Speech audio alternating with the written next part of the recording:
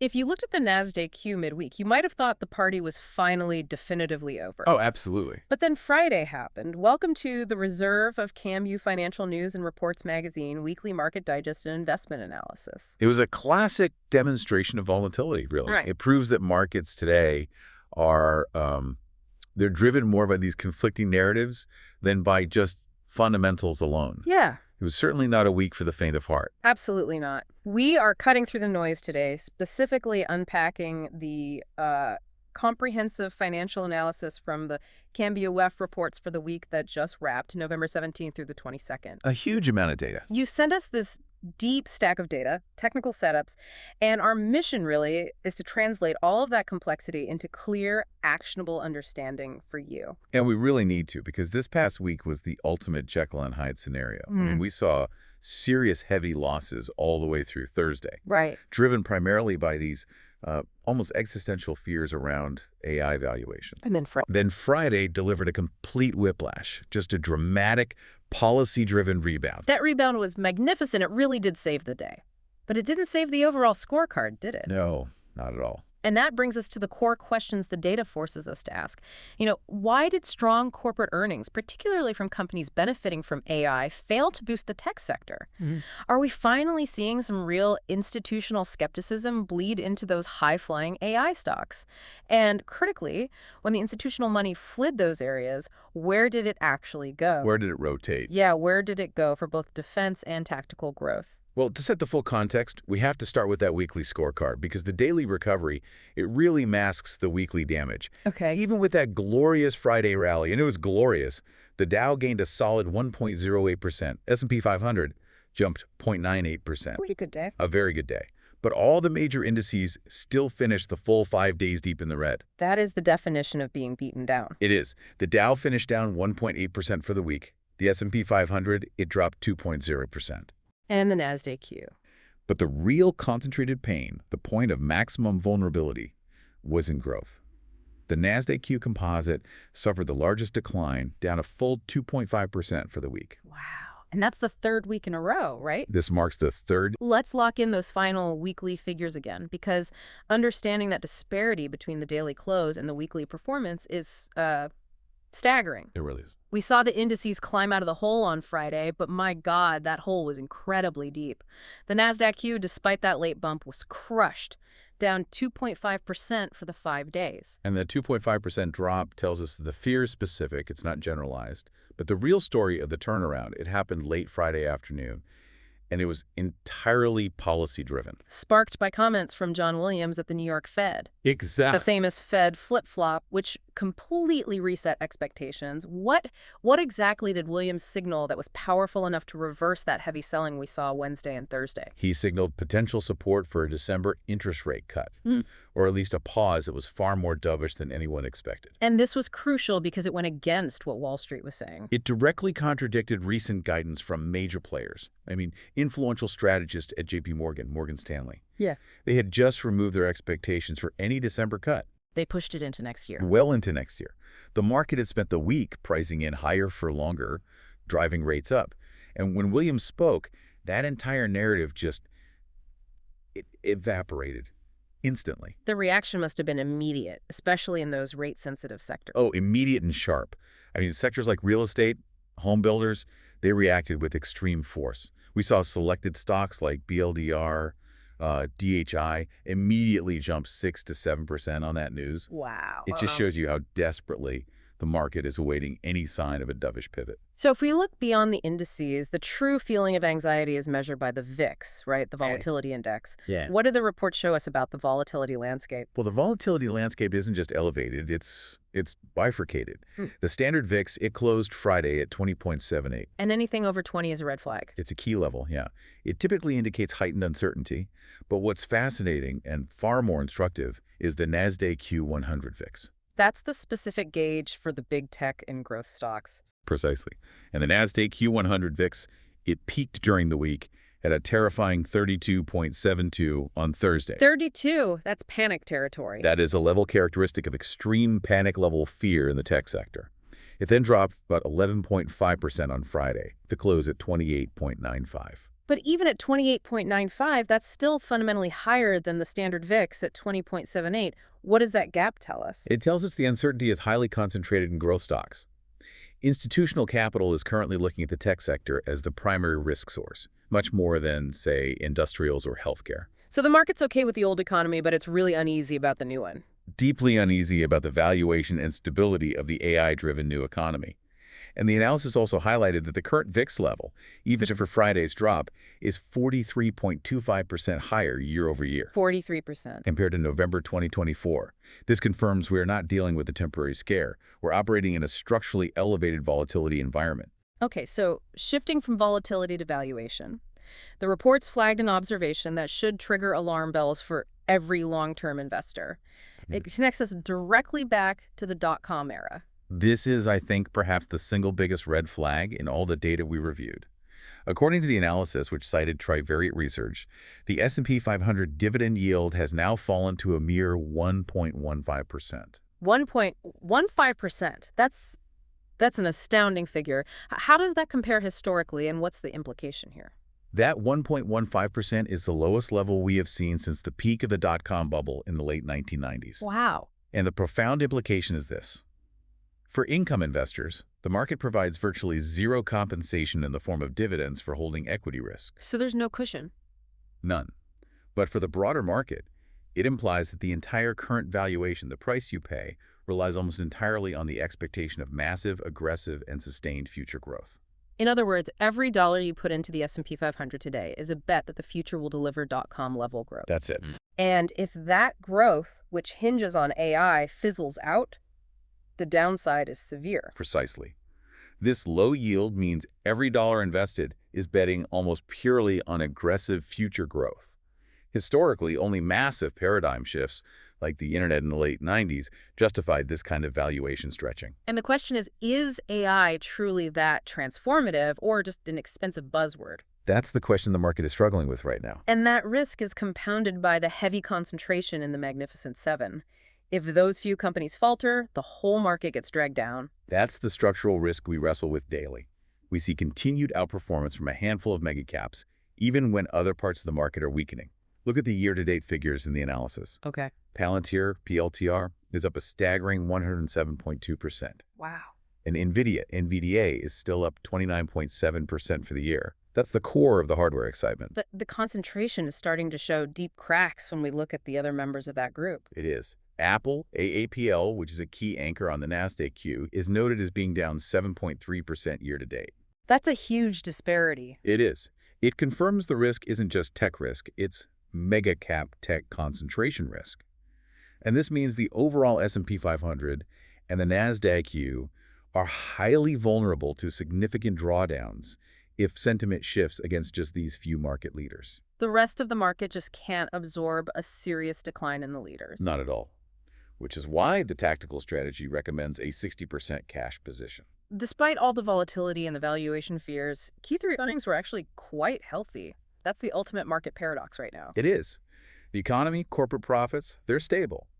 But the market is trading purely on speculation. Speculation about future interest rates and AI growth. Exactly, and that underlying stability is crucial context. The S&P 500 Q3 earnings growth rate is estimated at a very healthy 8.5% year over year. And that's the 9th straight quarter of growth. 9th consecutive quarter. So that stability, it gives investors confidence that the foundation, outside of pure price multiples, is solid. So let's spotlight the strong performers this week.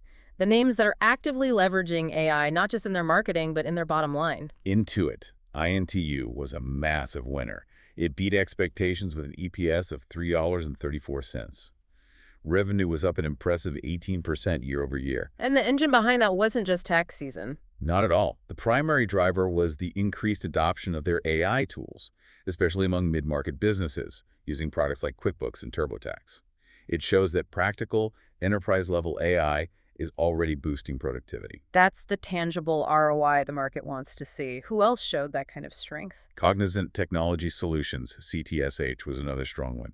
They were upgraded by William Blair after posting positive organic growth for 5 straight quarters. And again, driven by AI. Fueled by an enhanced AI strategy driving digital transformation. They're seen now as entering a new AI-catalyzed growth phase. Now, moving away from pure tech, Walmart gave us a great indicator of the American consumer. Walmart absolutely delivered. They exceeded forecasts, and critically, they raised their full-year guidance. Which indicates strong consumer spending. Continued strong spending, especially in discount retail. The consumer is healthy, but spending smarter. And beyond performance, they made a major strategic move. Right, the move from the NYSE to the Nasdaq. Exactly. That news alone, seen as a tech-forward move, helped the stock surge 6.5% on its earnings day. Finally, we have to discuss the historic milestone in healthcare, a sector that's rapidly proving itself as a true market leader. Eli Lilly and Company, LLY, achieved an unprecedented historic feat. They briefly crossed the $1 trillion market cap mark during the week. $1 trillion. The first healthcare company in history to reach that valuation. That is just staggering. It puts them in the same rarefied air as the biggest tech companies. What is the driver powerful enough to do that? It is driven almost entirely by the explosive success and momentum of their weight loss drug franchise. Mounjaro and Zepbound. Specifically, analysts project the global market for these GLP-1 drugs could exceed $100 billion annually. $100 billion? And LLY, with its early lead, is viewed as commanding a significant portion of that future market. The stock is up a massive 35% year-to-date. It's a true sector flagship. And it confirms why institutional money is rotating into pharma. They offer tangible, massive growth. Exactly. Growth that's unconstrained by the cyclical concerns plaguing semiconductors. So for every LLY hitting a $1 trillion milestone, there are companies feeling immense pressure, struggling near their 52-week lows. Let's contrast those highs with the stocks reflecting the market's deepest skepticism. Well, the pressure points are heavily concentrated in enterprise software and cloud infrastructure. The exact companies that, paradoxically, should be thriving in the AI push. You mean names like Salesforce, Adobe? Exactly. Salesforce, CRM, Adobe, ADBE, MicroStrategy, MSTR. They're all trading just above their 52-week lows. They saw modest recoveries on Friday, but they remain very vulnerable. Why are these essential software and cloud names still struggling? Is it purely valuation? It's multifaceted. It comes back to valuation meeting market reality. The market is questioning the high price tags for these giants, especially when their clients, the big corporations, are facing their own cost pressures. They're questioning the ROI. Exactly.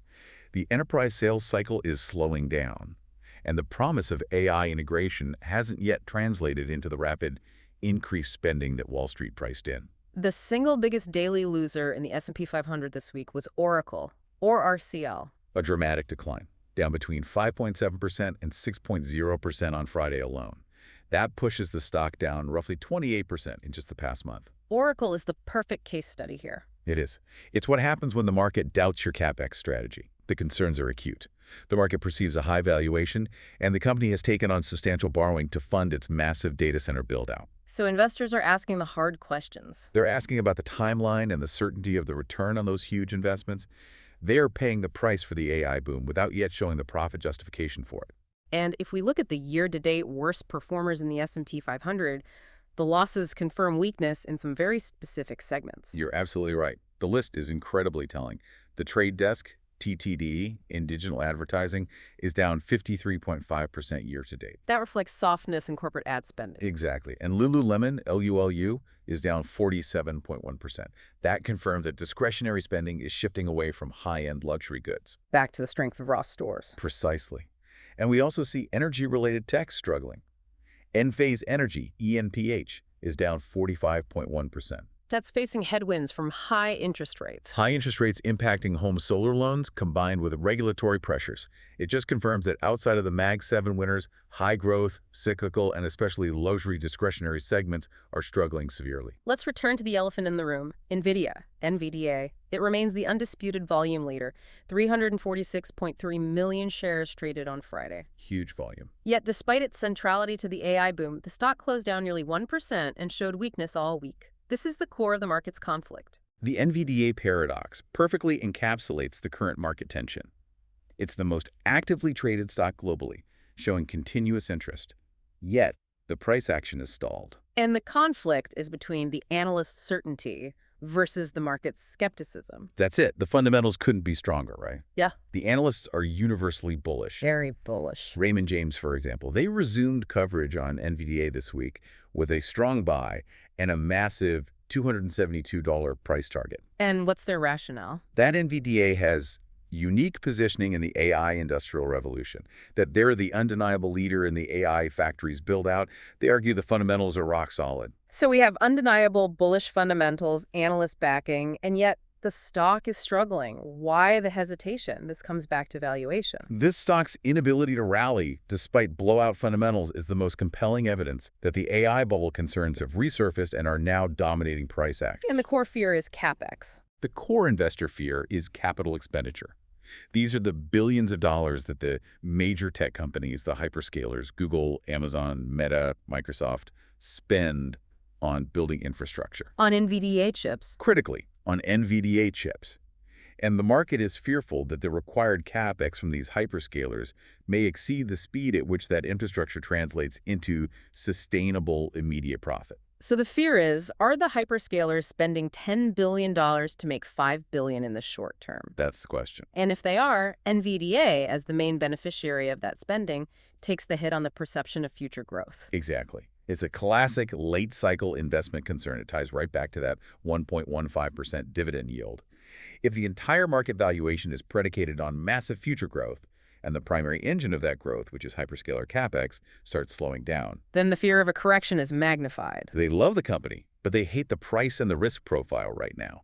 The price is factoring in a perfect scenario, and the Nasdaq U VIX near 29 suggests investors are hedging against that perfection. So the KMBUF reports provided crystal clear evidence of where institutional money is leaving and where it is going. This is the critical takeaway for listeners looking to reposition. Let's analyze the winners. The rotation is undeniable, and it's overwhelmingly into defensive and value-oriented sectors. Specifically, those with strong, tangible catalysts that insulate them from Fed uncertainty. Starting with healthcare, which saw huge gains. Healthcare is the undisputed winner of November. It's up 5.0% for the month. And this is driven specifically by pharma giants like LOI and Regeneron. Yes. They're providing defensive growth backed by tangible, real-world innovations. New drugs, new FDA approvals. This represents inelastic demand. So this rotation isn't just a tactical hedge. It reflects a fundamental long-term shift toward demographic-driven, high-margin industries that are low correlation to the boom-bust cycles of Silicon Valley. And the other big winner, which bounced hard on the Williams Fed comments, was real estate. Real estate and housing, specifically selected builders like BLDR and DHI, saw massive gains. They're up 7% for the month. But their success is a tactical bet. Completely. Their fate is directly tied to interest rates and mortgage affordability. The sudden hope for a December rate cut triggered an immediate relief rally. This is a rate-sensitive play, not a demographic play like pharma. We also saw powerful resilience in consumer discretionary, but only in a very specific value-driven segment. The discount retailers are showing tremendous strength. Ross Stores, ROS, surged 8.4% on Friday after its earnings beat. TJX also hit a 52-week high. And this is driven by the consumer preference for value shopping. Entirely. It confirms that while consumers are still spending, they're highly price-sensitive and are actively trading down from luxury goods, which explains the Lululemon weakness we talked about. Now for the losers. Where's the institutional money clearly fleeing from? Technology is the primary loser, down 2.5% for the month. That's due to the AI bubble fears and semiconductor weakness. And surprisingly, energy is also mixed and negative. That's interesting given the power demands of AI. Right. Despite the enormous infrastructure demands for powering all those new AI data centers, global oil and commodity weakness is overriding that long-term narrative. Traders are betting on current global consumption, not the future power needs of tech. This is where we transition from macro analysis to tactical, actionable strategies, focusing on the supplementary technical reports. For you listening, the goal here is to take the volatility of the past week and turn it into specific, measurable positions for the week ahead. Exactly. The technical analysis focused on very specific criteria for selecting swing trade candidates. These are stocks suitable for a 3 to 5 day hold. So you're looking for high liquidity. High liquidity, so bid-ask efficiency, daily volatility between 2 and 5% for meaningful moves, high volume over 50 million shares, and critically strong risk-reward ratios. We're aiming for 1 to 2 or better. Risk management is paramount. And what's the overall market bias recommended given the Nasdaq Q VIX is sitting near 29? The bias is cautious but opportunistic. The advice is extremely specific on allocation, reflecting the high fear level.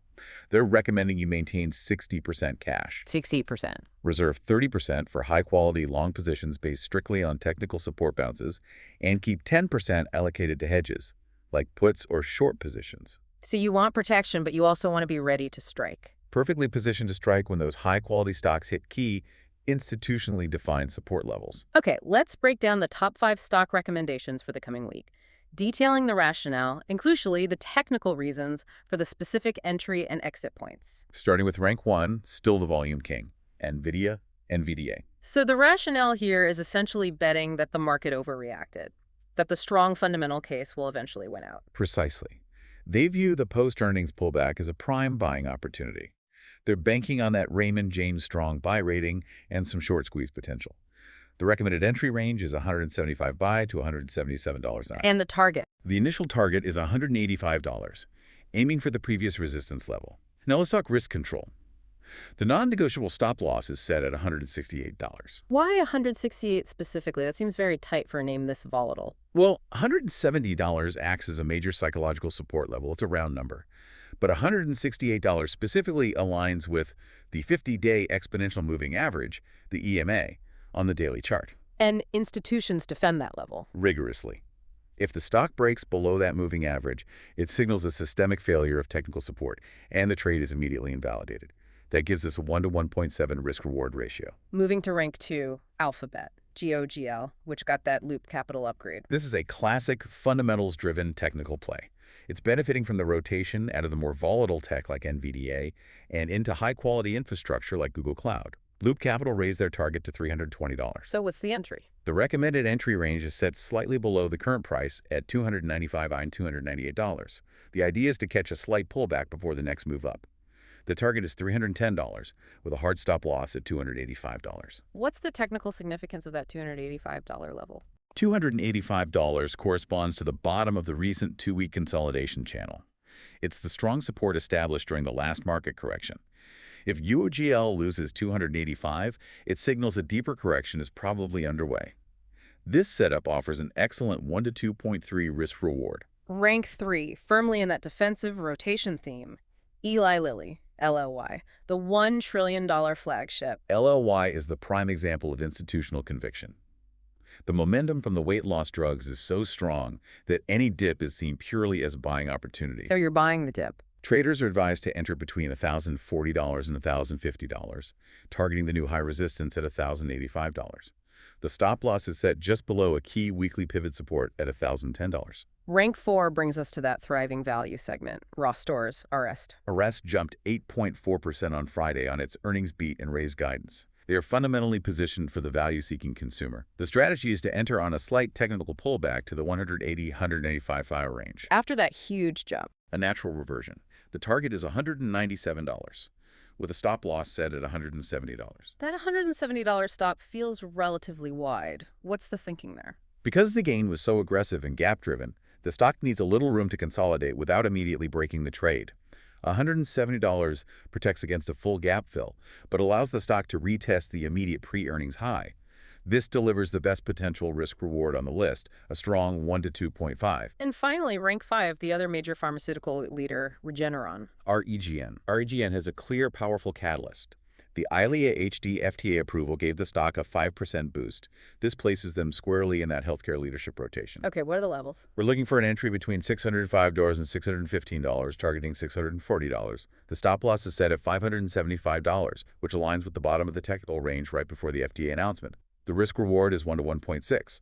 Both LLY and REGN reflect that institutional decision to rotate into robust pharma growth. Beyond swing trading, the reports detailed specific strategies for active day traders, the in-play stocks. This demands extremely tight discipline. Absolutely. The timeframes here are measured in minutes, and risk management is even more crucial. Let's start with the NVDA morning gap play. This is all based on pre-market volatility. How does the strategy dictate action for Nvidia? It uses NVDA's tendency for mean reversion after an overnight gap.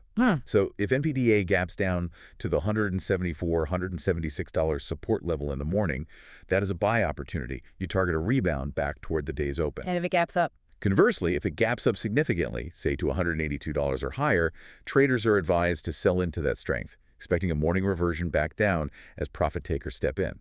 This is strictly for the first 90 minutes of the trading day. That takes nerves. What about GUGL's breakout trade? GUGL is setting up a classic technical breakout. The key resistance level is $302. The strategy dictates entry only on the first 5-minute candle that closes above $302. You wait for confirmation. You do not chase the initial high, you wait for confirmation of momentum. You target $308. But the stop loss must be extremely tight, set just below the breakout at $300.50. Why so tight at $300.50? Why so tight at $300.50? I see. Because if the stock closes above $302 and then immediately drops back below $300.50, it signifies a false breakout, a head fake. Yeah. The tight stop ensures capital preservation. It creates an excellent 1 to 3 risk reward for a quick intraday move. The report also noted massive gains in some high beta emerging companies. NVVE up 48%, DVLT up 46%. How does one safely approach those? Those are strictly for experienced traders using what's called the high beta plays strategy. Because these stocks are so volatile, the strategy is not to chase the initial morning surge. You wait. You wait for a predictable 20-30-minute morning pullback, the consolidation after the initial spike. You enter on that pullback, betting on continued momentum, but you must use a brutally tight, non-negotiable 1% stop loss to mitigate the risk of a full reversal. Given the Nasdaq Q100 VIX sitting near 29, the importance of risk management can't be overstated. The reports laid out some clear, non-negotiable rules for surviving this environment. These rules are the foundation of trading success in volatile conditions. The analysis emphasizes 3 non-negotiables. First and simplest, use stop losses religiously, no exceptions. It's your insurance policy. It is. In a market that can swing 2 or 3% in a single day, failing to use a stop loss can erase weeks of gains instantly. And the second rule focuses on capital preservation through conservative position sizing. Your position size has to be controlled. For a conservative approach, the maximum allocation per trade is 1 to 2% of your total portfolio value. This rule ensures that if your stop loss is hit, the damage is negligible. And the third rule, which is maybe the hardest one to follow, is knowing when to just quit for the day. It requires extreme psychological discipline. The third non-negotiable is strict loss limits. Stop trading entirely after a 2% daily portfolio loss or a 5% weekly loss. You walk away. You walk away, close your screen, and avoid the trap of revenge trading, trying to immediately win back what you lost, which almost always leads to larger, undisciplined losses. Finally, there's a strong emphasis on when to enter a position. It's not about chasing green candles. That's right. The fundamental buy-sell rule is based on technical alignment. You should only enter positions on confirmed touches of identified support levels only when that touch has volume confirmation. Meaning institutional money is there. Exactly. And only when multiple technical indicators, RSI, MAN, ZD, moving averages, all line in your favor. This layered approach filters out noisy, weak setups. Let's translate the rotation themes we discussed into formal allocation ratings for the coming month, as provided by the strategic report. This is long-term positioning advice. The recommendations are clear, defensive, and tactical. The BUI ratings are focused entirely on safety and reliable growth drivers that are resilient to rate hikes. Where should investors increase allocation by a significant 20%? Healthcare. Specifically due to the pharmaceutical strength we discussed with LLY and REGN, this sector is viewed as defensive, non-cyclical, and having strong innovation tailwinds. It's a core strategic move for stability. And then the other 2 BUI ratings. Real estate, with an increase of 15%, is being bought as a strategic, tactical hedge against future rate cuts. If the Fed follows through on Williams' signals, real estate will be the immediate beneficiary. And utilities are rated BUI for stability, a classic defensive move. On the other side of the spectrum, which sectors should investors reduce exposure to? The only hard sell rating is energy, recommended to be reduced by 25%. This reflects continued global oil and commodity weakness, overriding the long-term infrastructure demand narrative. And what about technology and consumer discretionary? They are both rated hold A, but with a major caveat: selectivity. For technology, you maintain exposure to high-quality names like GOGL and NVDA, but avoid generalized tech exposure. And for consumer discretionary? You maintain market weight, but you actively shift holdings to favor the value side, like RS and TJX, while actively avoiding the weak luxury segments like LELU. It's about being surgical. Looking ahead over the next 30 days, the high uncertainty created by the Fed and the AI concerns led to 3 distinct scenarios in the reports. The base case assumes the current environment of conflicting signals persists. So, consolidation with 5–10% range trading. The market just kind of moves sideways, testing support and resistance. Volatility without direction. The bull case relies entirely on the Fed and predicts a huge year-end rally. That's right. If the Fed rate cut is clearly signaled or confirmed, that could trigger a huge 8–12% rally to year-end. This is predicated on the assumption that lower rates will rapidly justify the current stretched valuations. But I have to challenge that. If the Nasdaq VIX is near 29, isn't that scenario pretty volatile? How much conviction is there in the Fed following through? That's the right question. The conviction level is moderate. The analysts see this bull case as a low-probability, high-impact event. The high VIX tells you that institutional money is not positioned for that outcome yet. They're waiting for true confirmation, not just one comment. And the dreaded bear case, what's the trigger for the worst-case scenario? The bear case is tied entirely to the AI bubble fears accelerating. If we see negative Q4 guidance from the hyperscalers about their CapEx plans or a big drawdown in Nvidia, the report projects a serious 15–20% correction back toward the November lows. Basically, the valuation stretch finally snaps, Forcing a painful return to more fundamentally justified prices. We should also flag the upcoming calendar, as the trading week ahead is significantly altered by the U.S. holiday. Indeed, it's a short trading week. Thursday is Thanksgiving, so U.S. markets are closed. Friday is Black Friday, and the market operates on modified hours, usually closing early. Any key earnings to watch? We have a few early in the week. Alibaba, BABA, will give us insight into global consumption. HPQ, speaks to corporate hardware spending. And Deere, DE, is a key indicator for industrial and agricultural health. To summarize this deeply volatile week, ending November 22nd, 2025. The market was fundamentally defined by this relentless tension. On one hand, skepticism about the AI valuation bubble. On the other, tactical optimism about a potential Fed pivot. And the key action was the rotation. The critical institutional action was clearly the rotation out of generalized speculative tech exposure and into tangible defensive pharmaceutical giants and value retail chains. The high volatility is a clear signal that the easy money days are over.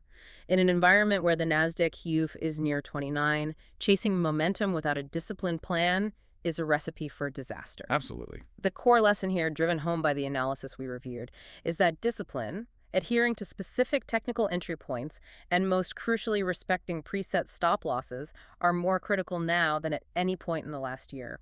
We thank you for sharing these detailed financial reports with us for this deep dive into the market mechanics. It was necessary analysis, and the data speaks clearly. Now, here is something for you to mull over as you prepare for the shorter trading week ahead. If the S&P 500 dividend yield is now resting at 1.15%, the lowest level since the dot-com bubble, what does that fundamentally tell us about the required sustained growth rate? The true return on investment from AI capital expenditure that is necessary for the market to justify its current valuation, especially if the current fears surrounding the AI bubble prove to be more than just temporary noise. Do the profits from future AI innovation justify the risk being taken today?